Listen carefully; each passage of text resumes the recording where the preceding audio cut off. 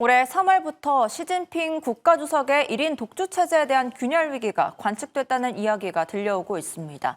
특히 중국이 주도하는 브릭스 정상회의에서도 시진핑 주석이 불참하면서 8월 실각설까지 나돌고 있는데요. 과연 중국발 소문은 진실인지, 또 글로벌 경제와 한국에는 어떤 영향을 미칠지 분석해 보겠습니다. 미중산업경제연구소 조용찬 소장님과 함께합니다. 안녕하십니까? 예, 안녕하십니까? 네, 반갑습니다. 네, 중국 시진핑 주석이 8월 말 4중 전후에서 퇴진할 거다 이런 보도가 나오고 있는데 이러한 이야기가 들려오게 된 원인이 있을까요? 중국은 소문의 나라라고 합니다. 아무래도 중국에선 소문을 길거리 풍물이라는 이야기로 다 표현을 하고 있는데요. 중국에서는 언론들이 정치 기사를 게재할 수 없을 뿐만 아니라 민감한 내용들을 SNS에 올리면은 계정이 폐쇄되거나 아니면은 그 공안들이 찾아오기도 한다고 합니다. 이 때문에 중국에서는 이런 풍물들이 계속 확산이 되고 있는데요. 또 이것을 믿는 사람들이 상당히 많다고 합니다. 심지어는 7월 5일 날 일본의 대지진설을 믿는 중국인들이 많다 보니까 정기 항공편까지도 줄어들 정도로 상당히 민감한데요. 최근 중국에서는 군과 관련된 이런 그 소문들이 급속하게 확산이 되고 있다고 합니다. 시진핑 주석이 군 장악을 위해서 발탁했던 푸젠성 소속의 70여 명의 고위 장군들이 갑자기 지금 사라진 사태가 일어났고요.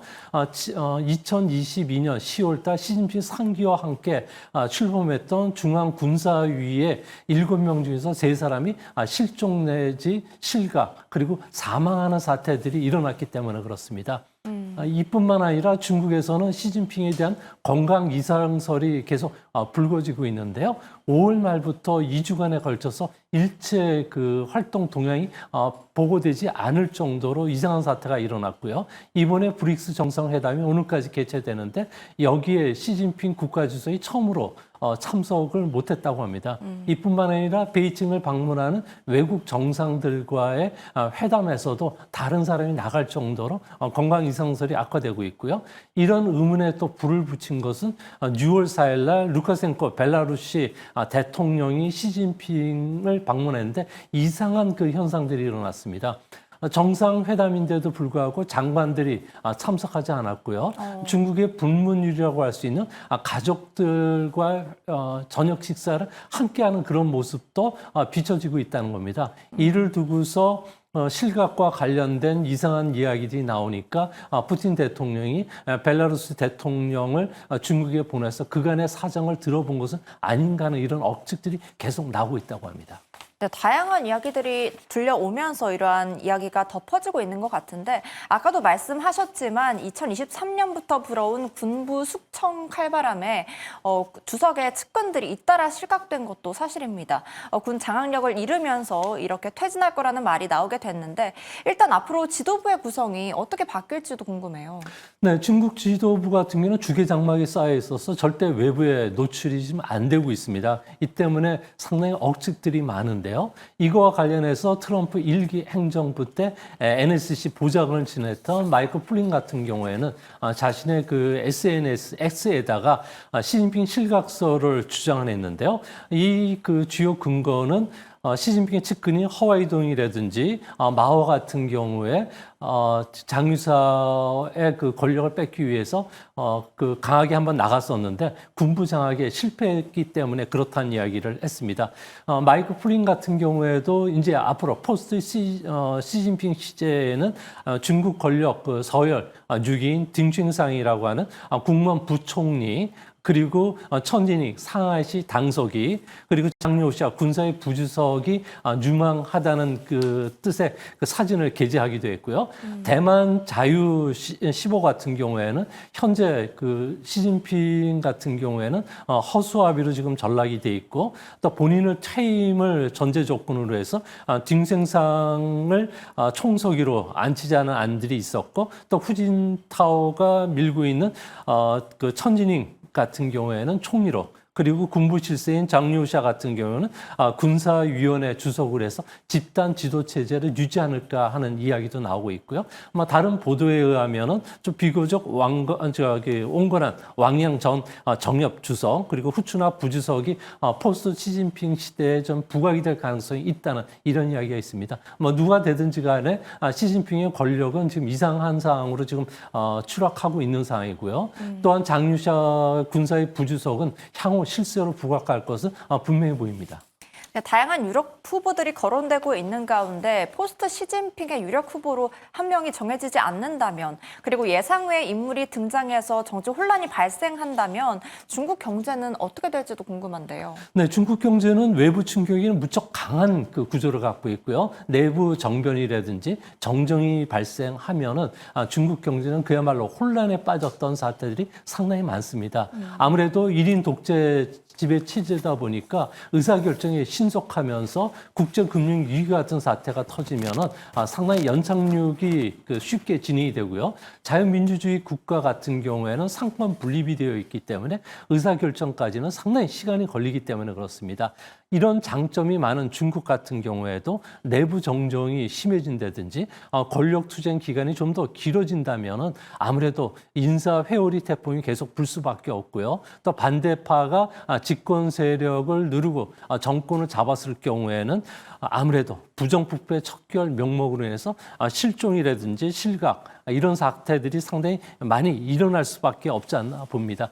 이렇게 되다 보니까 중국 같은 경우는 권정 교육 방식, 그냥 내 권력을 가지고 너와 함께 같이 잘 살아보자는 이런 비즈니스가 고착화가 되어 있었는데 이 때문에 뒤를 봐주는 정치인이 사라지면 은행의 대출이 끊어지면서 기업들의 투자가 위축이 될 수밖에 없고요. 또 그런 측면에서 보면 9천만 명 정도 되는 공무원들, 국유기업체 임직원들 그리고 국영기업뿐만 아니라 은행 같은 경우에도 그 면종복배라든지 복지부동 자세가 뚜렷해지면서 중국 경제는 불확실성이 빠질 수가 있습니다.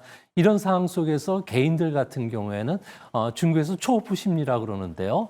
모난 돌이 정에 맞는다고 하기 때문에 소비도 급속하게 줄일 수밖에 없고 그러면서 금이나 현금을 확보하려는 움직임이 일어나고 있는데요. 최근 중국에서 은행의 뱅크런 사태가 일어난다든지 ATM기에서 현금 인출 한도를 크게 축소한 것도 중국 내 이런 불안 심리를 잘 보여주는 사례라고 생각이 됩니다. 네, 지도부의 혼란이 외부 요인보다 훨씬 더 크게 경제 위기를 초래할 수도 있겠군요. 그런데 5월 로이터 통신에 따르면 트럼프가 내가 중국에 가거나 시진핑이 미국에 올 수도 있다라고 하면서 미중 정상회담 가능성이 시사됐습니다. 이에 대해서는 어떻게 보실까요? 네, 지금 현재 물밑에서 계속 접촉이 일어나고 있는데요. 가장 유력한 이야기는 이번 10월 말에 경주 에펙 정상회담에서 두 정상 간의 회담을 추진한다든지 아니면은 이 일을 전후해가지고 트럼프가 경제인을 대동해서 중국을 방문하는 거와 관련된 내용들이 검토가 되고 있다고 합니다.